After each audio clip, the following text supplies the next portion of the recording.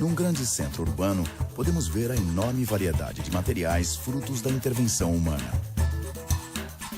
Qual será o principal elo de ligação deles? A matéria-prima comum à maior parte dos empreendimentos humanos. A resposta é petróleo. Tomemos um escritório como exemplo. Em seu interior, quase tudo está de alguma forma ligado ao petróleo. A energia elétrica pode ser produzida em usinas termoelétricas dependentes do petróleo. Plásticos e um sem número de objetos sintéticos são subprodutos da indústria petroquímica.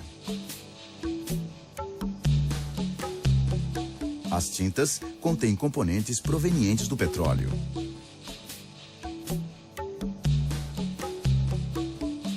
Os fertilizantes também trazem petróleo em sua composição.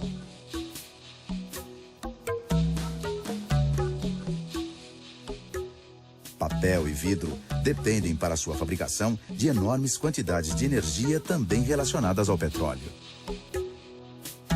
E o uso mais corrente, os combustíveis para transporte, responsáveis pelos nossos deslocamentos e de todos os objetos ao nosso redor.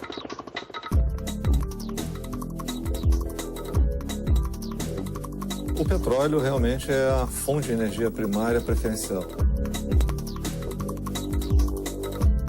Cerca de 40% do consumo de energia mundial é oriundo ainda de petróleo. É extraordinário, quer dizer, nesse processo todo, a diversidade de produtos que o petróleo gera.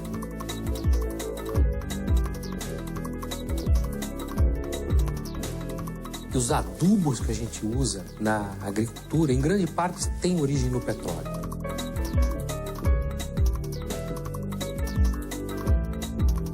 A lente desses óculos é uma lente acrílica. O que é acrílico? É petróleo. O século XX é o século do plástico, não tenha dúvida nenhuma. É petróleo. E nós nos deslocamos, nós vamos aos lugares, as pessoas vêm a nós, os aviões voam, sempre utilizando combustíveis. Petróleo.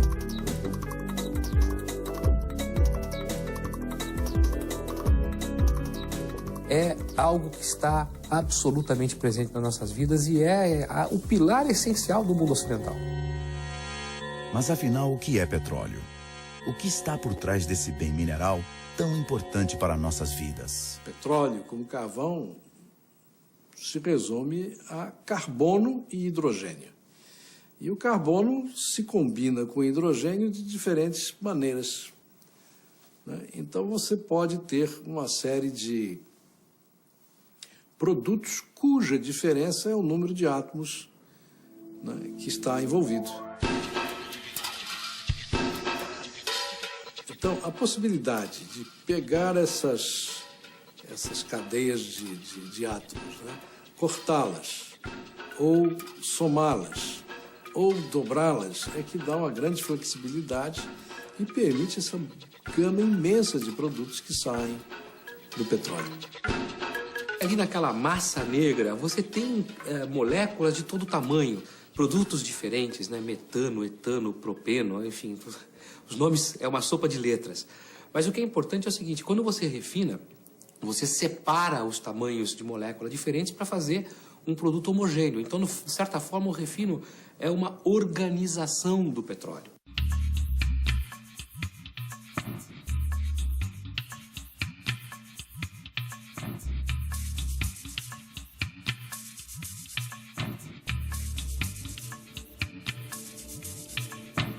As pessoas normalmente acham que o petróleo é igual.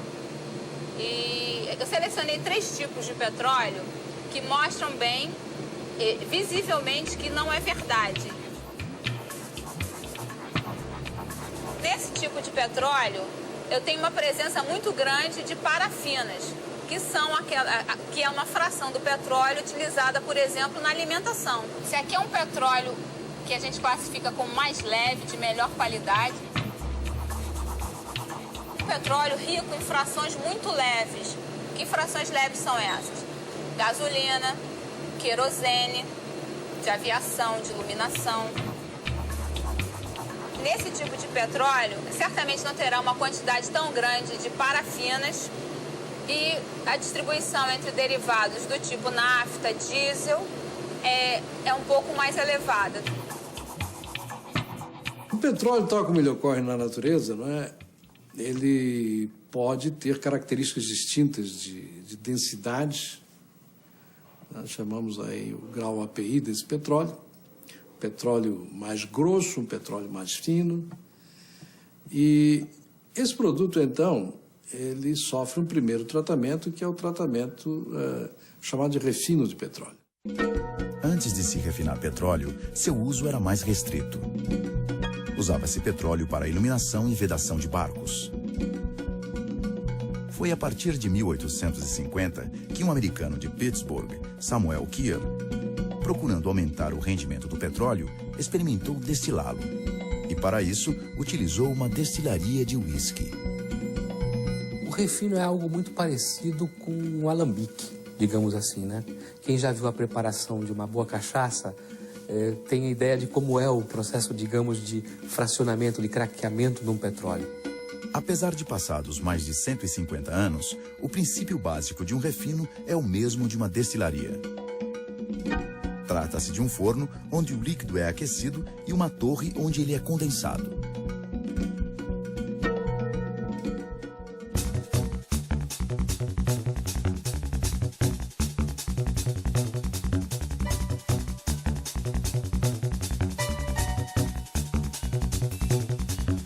Hoje em dia, as refinarias são enormes e sofisticados complexos industriais que servem como base a quase todas as indústrias do país. Todo esse processo começa com a chegada do petróleo. A maior parte do nosso petróleo aqui no Brasil vem marítimo. Então, petróleo marítimo que ele é extraído e chega até as refinarias através dos dutos para alimentar todo o consumo do país. O petróleo que chega aqui na refinaria de Paulínia, ele vem por um duto que chama-se Osvat.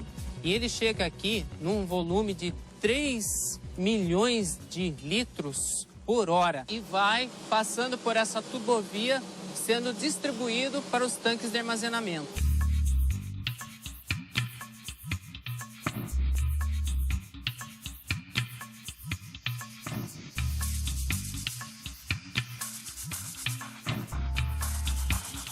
Essa tubulação aqui é onde passa o petróleo que é processado na unidade de destilação.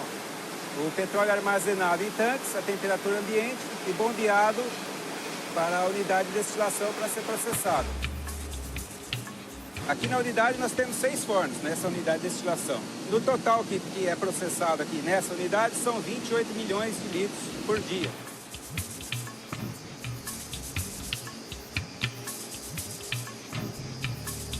Primeira vez que eu entrei aqui, eu já quase não conseguia sair do local, viu? Já estava meio perdido, né? Você se impressiona com o tamanho das instalações.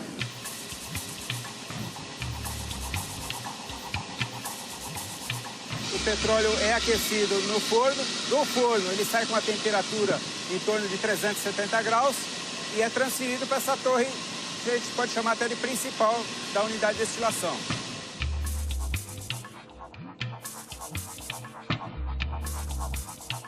Quando você coloca numa panela para ferver a água, né? Você coloca a água na panela, você submete aquela água à temperatura e você verifica o quê? Vapores de água sendo enviados para a atmosfera. Então acontece exatamente isso com o petróleo. Você dentro de um petróleo, você tem produtos que têm ponto de ebulição desde temperaturas inferiores a zero, menor que zero, até temperaturas superiores a 560 graus na pressão atmosférica.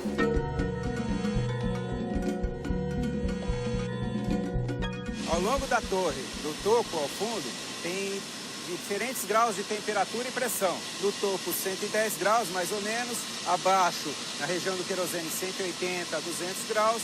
Mais para baixo um pouco, a retirada do diesel leve, do diesel pesado, 250 a 330 graus. E no fundão da torre, que é o produto mais viscoso, que é o resíduo atmosférico, em torno de 350 graus. Ou seja, nós temos um gradiente de temperatura e diferença de pressão também ao longo da torre. Então, à medida que ele vai subindo a torre, ele vai esfriando. À medida que ele sobe e esfria, ele condensa. Tá certo? Uma parte dele vai virando líquido. As moléculas menores vão subindo na frente e as mais pesadas vão ficando para trás, né? Porque elas perdem a corrida da subida. Então, eu tenho certeza que no topo da torre de destilação sai o produto mais leve de todos e no fundo da torre de destilação sai o produto mais pesado de todos.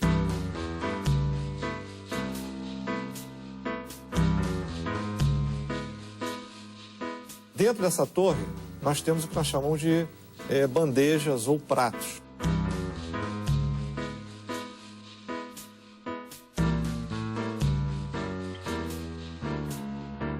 Para cada prato existe uma temperatura diferente, para cada prato se tem uma composição diferente, né? E certamente nos pratos onde há uma retirada de produto, tá? A composição desse produto também é diferente. Dos 28 milhões de litros que são processados na unidade, uma parte é transformada em derivados, dos quais que eu vou mostrar aqui é o querosene, em torno de 10% dos 28 milhões de litros, e do diesel, em torno de 40% dos 28 milhões de litros. Esse é o querosene, que é matéria-prima principalmente para aeronáutica, para aviação. Os derivados mais leves são as naftas e os querosenes. Apresentam esse tipo de coloração transparente. À medida que os derivados vão ficando mais pesados, que são as frações de diesel e gasóleos, a cor vai ficando um pouco mais intensa, indo para o amarelo, que são o caso das frações de diesel, até o esverdeado, que são o caso das frações de óleos lubrificantes, chegando até o preto, que são os asfaltos. Os produtos que são retirados na torre de destilação passam por essas tubulações e aqui é um ponto de amostragem para checar a qualidade dos produtos, né? E em seguida vão para a área de transferência e estocagem para armazenamento.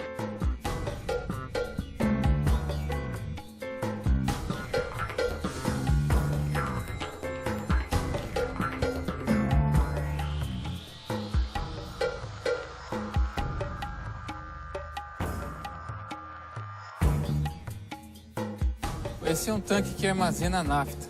E um tanque que armazena nafta, ele precisa ter o teto flutuante. Um tanque que armazena produtos que tem alto índice de evaporação, ele serve para conter esses gases. Ele acompanha o nível do produto. O nível do produto desce, o teto desce porque está apoiado do produto. Ele está flutuando em cima do produto. Então, o produto aumentando dentro do tanque, o teto sobe junto.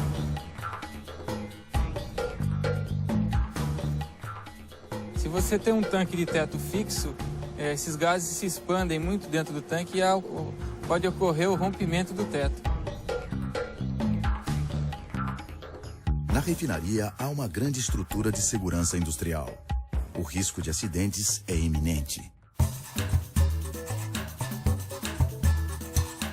Nós, como técnicos de segurança, nós atuamos na área de prevenção e também de combate a qualquer sinistro, incêndio, explosão, fogo, vazamento de gás. Dentro da refinaria, há uma brigada de incêndio em constante estado de alerta. Nós temos períodos que nós fazemos treinamentos simulados, uma questão mais real possível, para poder treinar não só as brigadas, como também o pessoal da segurança industrial.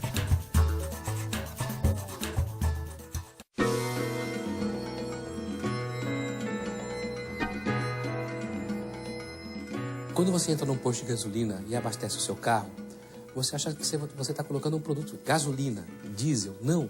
Esses produtos são todos produtos mixados. Ele tem uma porção de elementos químicos ali que são adicionados ou subtraídos para poder fazer o seu motor funcionar com eficiência. A gasolina, por exemplo, é um verdadeiro coquetel. Tem um blend, né? Tem uma mistura.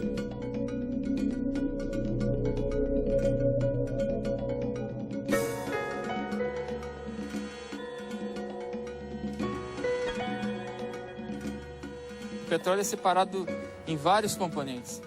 E na nossa área é feita a junção desses componentes para formar um produto final, que não existia antes.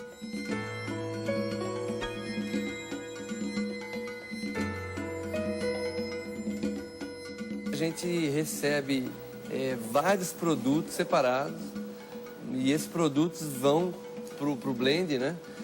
E é feita uma mistura automática. A gente dá alguns ajustes já para o programa. Fala, eu quero esse produto final. E aí ele começa a fazer os ajustes. O sistema de blend, tá? Que é uma mistura em linha, toda automatizada, faz com que você tenha, na realidade, os grandes tanques de matéria-prima, né? Alinhados com válvulas e com controle automático. Então você lança a mão da fração A com a fração B. Por computador você acerta qual é o patamar de mistura, tá? E você já sai no final da linha com o produto já pronto para entrega.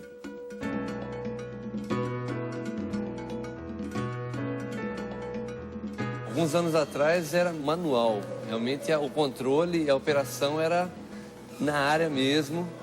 E os operadores que, munidos de rádio, fazer as operações. De algum tempo para cá isso começou a mudar e uma mudança na parte de automatização.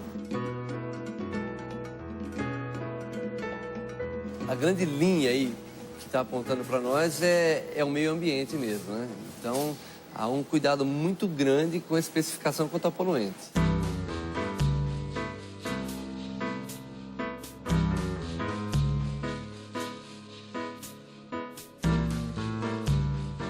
Laboratório de ensaios veiculares, a ideia é você simular uma estrada no laboratório e a gente vai rodar com o veículo durante um período de uns 40 minutos e durante o percurso, os gases emitidos pelo veículo, eles são armazenados em balões, esses gases vão ser analisados.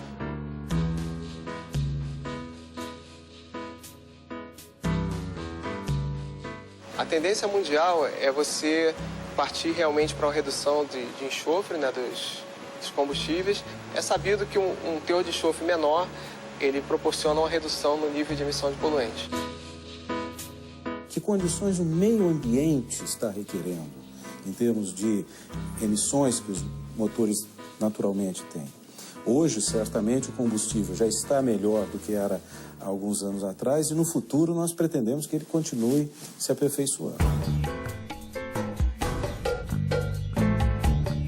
A outra coisa importante também é o GLP, o gás com efeito de petróleo.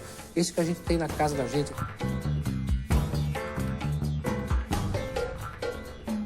Esse gás que nós usamos em casa nos botijões, ele é fruto do refino. Para termos uma ideia, o Brasil tem hoje cerca de 95 milhões de botijões de gás. Né? Todo mundo usa, todo mundo depende, né, do gás de efeito de petróleo para comer.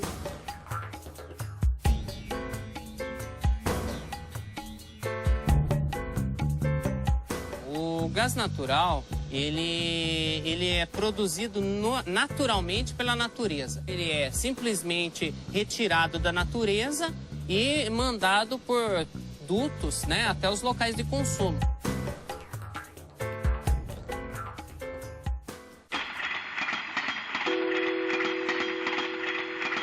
A Petrobras, ela nas refinarias, produz o que nós chamamos o óleo básico para lubrificante. O lubrificante que se encontra no mercado, esse já é um produto que tem o óleo básico e mais um pacote de aditivos que faz o ajuste da qualidade para determinada função.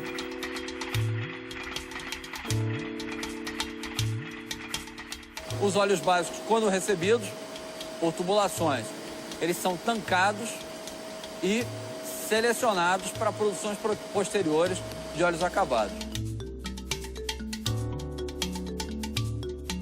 Todas as unidades de fabricação de óleos lubrificantes acabados, na realidade, são unidades que processam a mistura física entre os componentes.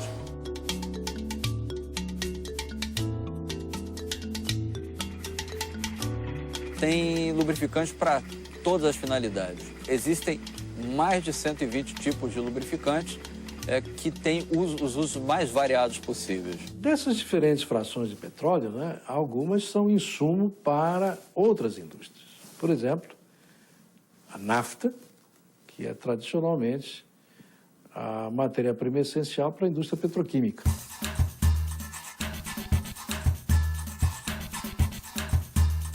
Essa nafta você coloca em fornos de alta temperatura e essa alta temperatura então rompe as estruturas. Em inglês se diz crack, né? Então craqueia e você separa componentes dessa nafta, né, que vão produzir resinas e eventualmente, né, toda aquela gama de plásticos que nós usamos hoje em dia. Aqui tem um carpete, uma coisa comum. Normalmente esses carpetes hoje são produzidos de polipropileno, né, que sai do propeno, que saiu da nafta, que saiu do petróleo. A indústria petroquímica, ela permite a produção de coisas tão simples como uma caneta, né, a coisas tão complexas como acessórios ou parte de equipamentos que são utilizados na medicina, né, na indústria aeronáutica, na indústria automobilística.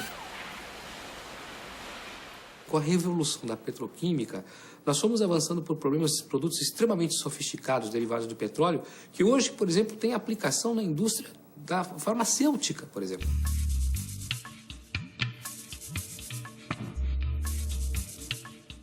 Quando a gente pega esses comprimidos, né, que são que nem essas cápsulazinhas, né, de vitaminas, etc. e tal, aquele plásticozinho que está ali e que segura o remédio, ele é petróleo. E não só isso, há muitos produtos, há muitos derivados de petróleo que constam da própria equação, da própria fórmula do remédio.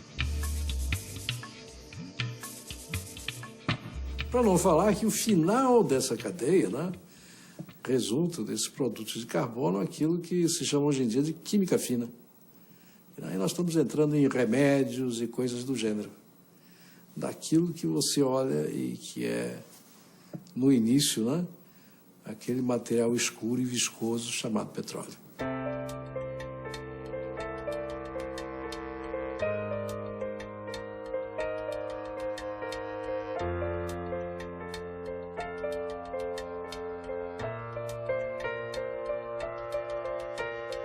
E um desafio para a indústria de refino é saber qual será o mix de produtos que será demandado pelo mercado num horizonte de médio prazo.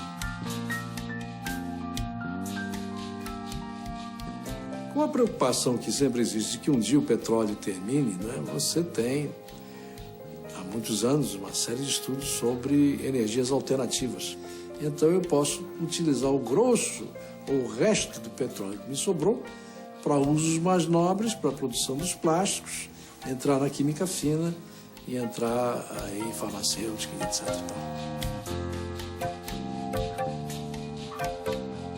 A política energética de um país tem uma relação direta com seu desenvolvimento. Um parque de refino desenvolvido e seus desdobramentos em outras indústrias são muito mais do que uma cadeia de insumos. É uma peça fundamental no crescimento de uma nação.